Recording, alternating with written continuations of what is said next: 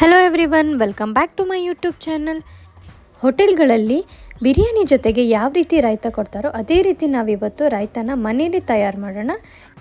ಬಿರಿಯಾನಿ ಕೂಡ ರೆಡಿ ಮಾಡಿದ್ದೀನಿ, ನನ್ನ ಚಾನಲ್ನಲ್ಲಿದೆ, ಹೋಗಿ ಚೆಕ್ ಮಾಡಿ. ಅದ್ರ ಜೊತೆಗೆ ಈ ರಾಯ್ತ ಕೂಡ ಮಾಡಿದ್ದೀನಿ, ನೀವು ಒಂದ್ಸರಿ ಟ್ರೈ ಮಾಡಿ.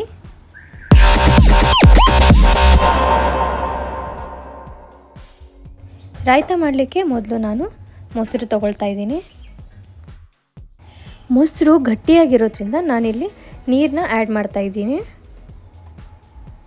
ನಿಮ್ಗೆ ಎಷ್ಟು ಗಟ್ಟಿ ಬೇಕೋ ಅಷ್ಟು ನೀವು ಮೊಸರನ್ನ ಇಟ್ಕೋಬೋದು. ನನಗೆ ಸ್ವಲ್ಪ ತಿಳುವಾಗೇ ಇರಲಿ ರಾಯ್ತ, ಅದಕ್ಕೋಸ್ಕರ ನಾನು ಇಲ್ಲಿ ನೀರು ಆ್ಯಡ್ ಮಾಡ್ತಾಯಿದ್ದೀನಿ.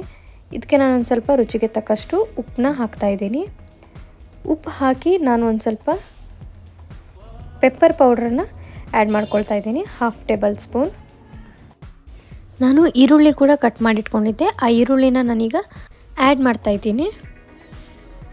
ಕ್ಯಾರೆಟ್ ಮತ್ತು ಸೌತೆಕಾಯಿನ ಸಣ್ಣಗೆ ತುರಿದಿಟ್ಕೊಂಡಿದ್ದೆ, ಅದನ್ನು ಕೂಡ ನಾನಿಲ್ಲಿ ಆ್ಯಡ್ ಮಾಡ್ತಾಯಿದ್ದೀನಿ.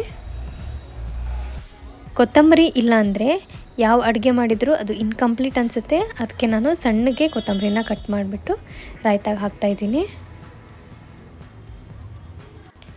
ಕೊತ್ತಂಬರಿ ಹಾಕಿದ ಮೇಲೆ ನಮ್ಮ ರಾಯ್ತ ಫೈನಲಾಗಿ ಕಂಪ್ಲೀಟ್ ಆಗಿದೆ, ನೀವು ನೋಡ್ತಾ ಇರ್ಬೋದು. ಇದೊಂದು ಸ್ವಲ್ಪ ಗಟ್ಟಿಯಾಗಿದೆ, ಅದಕ್ಕೋಸ್ಕರ ನಾನು ಇಲ್ಲಿ ಇನ್ನೊಂದು ಸ್ವಲ್ಪ ನೀರನ್ನ ಹಾಕ್ಕೊಳ್ತಾ ಇದ್ದೀನಿ. ನೀರು ಹಾಕ್ಕೊಂಡು ನಾನು ಮತ್ತೆ ಕಲಿಸ್ಕೊಳ್ತಾ ಇದ್ದೀನಿ. ಗಟ್ಟಿಯಾದರೆ ಚಟ್ನಿ ಥರ ಆಗಿಬಿಡುತ್ತೆ, ಅದಕ್ಕೋಸ್ಕರ ನಾನಿಲ್ಲಿ ನೀರು ಹಾಕ್ಕೊಂಡು ಈ ರೀತಿ ಮಾಡ್ಕೊಳ್ತಾ ಇದ್ದೀನಿ.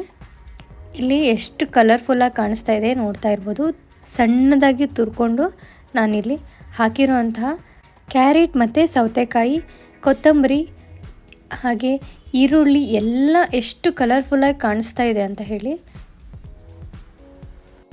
ಇಲ್ಲಿ ಈಗ ರಾಯ್ತ ಕಂಪ್ಲೀಟ್ ಆಗಿದೆ, ನೀವು ನೋಡ್ತಾ ಇರ್ಬೋದು ಎಷ್ಟು ಕಲರ್ಫುಲ್ಲಾಗಿ ಕಾಣಿಸ್ತಾ ಇದೆ. ಎಷ್ಟು ಕಲರ್ಫುಲ್ಲಾಗಿ ಕಾಣಿಸ್ತಾ ಇದೆಯೋ ಅಷ್ಟೇ ಟೇಸ್ಟಿಯಾಗಿ ಬಂದಿತ್ತು ರಾಯ್ತ. ನಾನಂತೂ ಇದನ್ನು ಬಿರಿಯಾನಿ ಜೊತೆಗೆ ತುಂಬ ಎಂಜಾಯ್ ಮಾಡ್ಕೊಂಡು ತಿಂದೆ. ನೀವು ಇದೇ ಥರ ಟ್ರೈ ಮಾಡಿ. ಹೀಗೆ ನೀವು ಟ್ರೈ ಮಾಡಿ, ಲೈಕ್ ಮಾಡಿ, ಶೇರ್ ಮಾಡಿ, ಸಬ್ಸ್ಕ್ರೈಬ್ ಮಾಡಿ ನನ್ನ ಚಾನಲ್ಗೆ ಅಂತ ಕೇಳ್ತಾ, ಥ್ಯಾಂಕ್ ಯು ಫಾರ್ ವಾಚಿಂಗ್.